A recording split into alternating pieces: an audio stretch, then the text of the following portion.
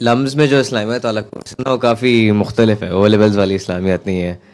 जैसे मैं आपको बताता हूँ, हमारा चैप्टर 9 है सूफीज़म के ऊपर। वो बहुत ही एक शरिया बेस्ड वाली सूफीज़म करवाते हैं थोड़ी सी, वो बहुत ही कम होता है इंटॉक्सिकेटेड वाला जो होता है, लेकिन उसमें भी कराते हैं। तो उसमें अभी आपने बोला कि खुदा से मिलना है तो कैसे मिलो भाई, मर जाओ, और अगर मरना नहीं है तो फिर मरने से पहले मर जाओ। उससे मुझे एक कॉन्सेप्ट याद आया फना का, कि ईगो डेथ, अपनी आइडेंटिटी ख़त्म कर देना। ये हाँ, तो एक बड़ा मज़े का मुझे एक सवाल आया। अब अपनी आइडेंटिटी ख़त्म करने के लिए लोग बड़ी मेहनत करते हैं, ठीक है, वो मेडिटेट करते हैं, पहाड़ों में जाते हैं, सही है। अब लेकिन अब नया ज़माना है तो अच्छे अच्छे साइकेडेलिक्स भी आते हैं मार्केट में। वो आप थोड़ा सा मशरूम लेते हैं तो आपका आधे घंटे में ही आइडेंटिटी ख़त्म हो जाती है। थोड़ी देर को थोड़ी देर के खत्म होती है, आइडेंटिटी वापस आ जाती है। ये है मसला।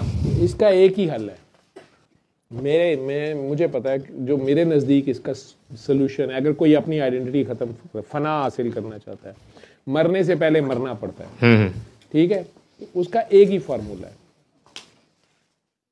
वो किसी पे मर जाओ। इश्क, वो चाहे म्यूजिक का इश्क है, माइकल जैक्सन को अपने म्यूजिक टारगेट का इश्क था, उसको 12 साल ये होश ही नहीं थी खाना है कि नहीं है, कोई है कि नहीं। पैशन, वो आपको किसी जुलेखा को यूसुफ के इश्क हो गया, ठीक है, भाड़ में गई बादशाही, बाद में भाड़ में गई दौलत, भाड़ में गई शोहरत, भाड़ में गई बदनामी, यूसुफ, ठीक है। ये सोच के नहीं किया जा सकता कि मेरे से कहानी सुन के ते बंदा कहे मैं जुलेखा ते तू यूसुफ, ना मैं यूसुफ ते ना तू जुलेखा, तेरे को एक वारी नहीं दी जानी, मैनू पता है ना। वो कहानी कुछ और है, लेकिन अगर वो हो जाए इश्क, वो हो जाए सही किसी से।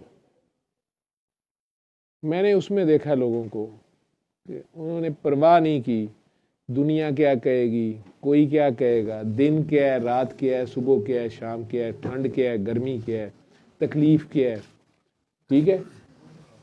लेकिन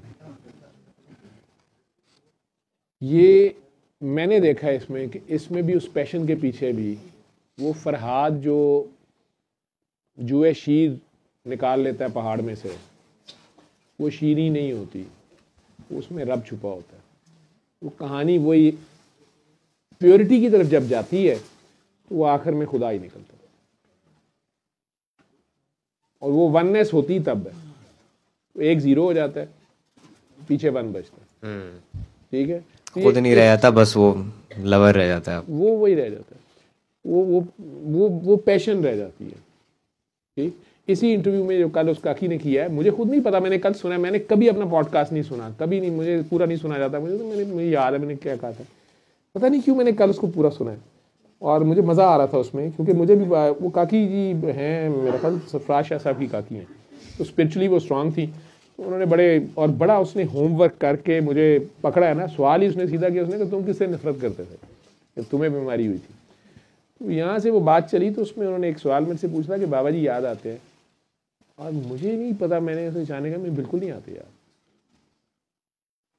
क्योंकि मुझे कभी भूले नहीं,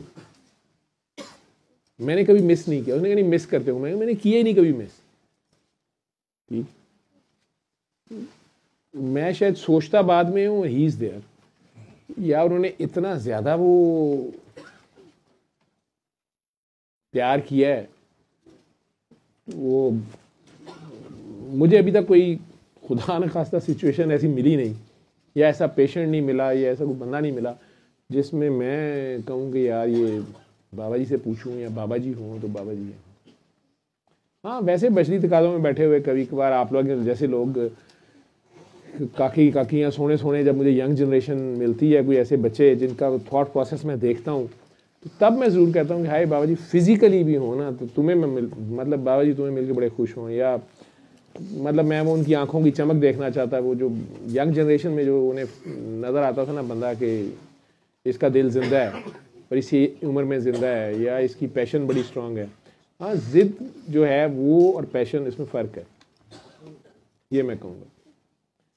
आपको उसी की माननी होती है जिस पे मर रहे होते हैं आप।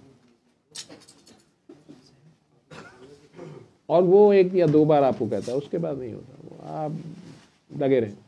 इतने मेरे ख्याल से ना आपको आगे से एक जवाब चाहिए होता है, पैशन में आप वो जवाब नहीं ढूंढ रहे होते, आप बस फॉर इट्स ओन से किए जा रहे होते हैं। ओन से, एक तो वो भी ओन ही होती है ना, फिर अगेन वो भी सेल्फ होती है।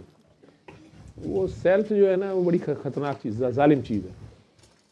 ठीक, वो माशूक जब तक नहीं ना टकरेगा आपको, जब माशूक टकरे, माशूक होता है बेपरवाह। जब माशूक बेपरवाह होगा ना, वहाँ आप सर फटकते रहेंगे, पटकते रहेंगे, पटकते रहेंगे। उस पत्थर में तो जोंक नहीं लगनी, उस पत्थर में तो सुराख नहीं होना, आपका सर फारिग हो जाता।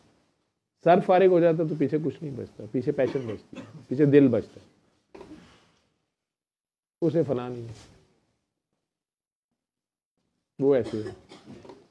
अभी हम वही सुनते आ रहे थे गाड़ी में, नुसरत फतेह अली खान की एक कवाली है, तुम एक गोरख धंधा हो जाओ। हाँ, गोरख धंधा। उसमें मंसूर की बात होती है, किस तरह से था वो, हाँ, अनल हक का नारा, खुद ही अनल हक का नारा लगा के, हाँ, फिर खुद ही उस पे सूले पे कुफर के फतवे लगा देते हो, सूली पे भी फिर चढ़ा देते हो चढ़ा उसे। देते हो। है ना, आप ही मारे, तुम गोरख धंधा हो। तुम एक गोरख धंधा। आप ही पावे कुंडियां, आप ही पावे शोर, ये साढ़े वाल मुखड़ा मोह। कहानी कुछ ऐसी ही है, मज़ेदार सी है, बार बार दोहराई जाती है। जी जी सर। सल्ले अला, सल्ले अला, सल्ले अला, सल्ले अला, सल्ले अला शफीना, सल्ले अला